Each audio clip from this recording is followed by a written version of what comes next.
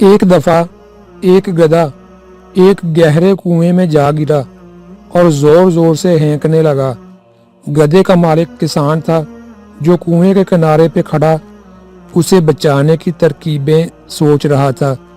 जब उसे कोई तरीका नहीं सूझा तो हार मानकर दिल को तसल्ली देने लगा कि गधा तो अब बूढ़ा हो चुका है, वो अब मेरे काम का भी नहीं रहा, चलो उसे यूं ही छोड़ देते हैं और कुएं को भी आखिर किसी दिन बंद करना ही पड़ेगा, इसलिए उसे बचाकर भी कोई ख़ास फ़ायदा नहीं। ये सोचकर उसने अपने पड़ोसियों की मदद ली और कुआं पाटना शुरू कर दिया। सबके हाथ में एक एक फावड़ा था जिससे वो मिट्टी, बजरी और कूड़ा करकट कुएं में डाल रहे थे। गधा इस सूरत हाल से बहुत परेशान हुआ। उसने और तेज आवाज निकालनी शुरू कर दी। कुछ ही लम्हे बाद गधा बिल्कुल खामोश हो गया।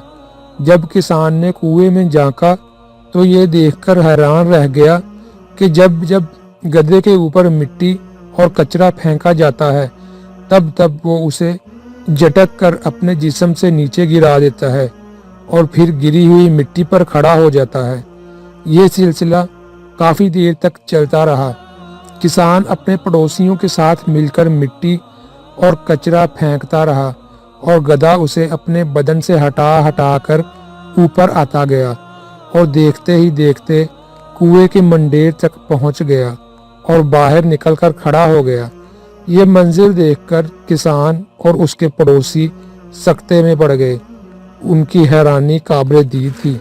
इस गैर मुतवक्का नतीजे पर वो गधे से भी बढ़कर मुजस्मा हैरत बने हुए थे।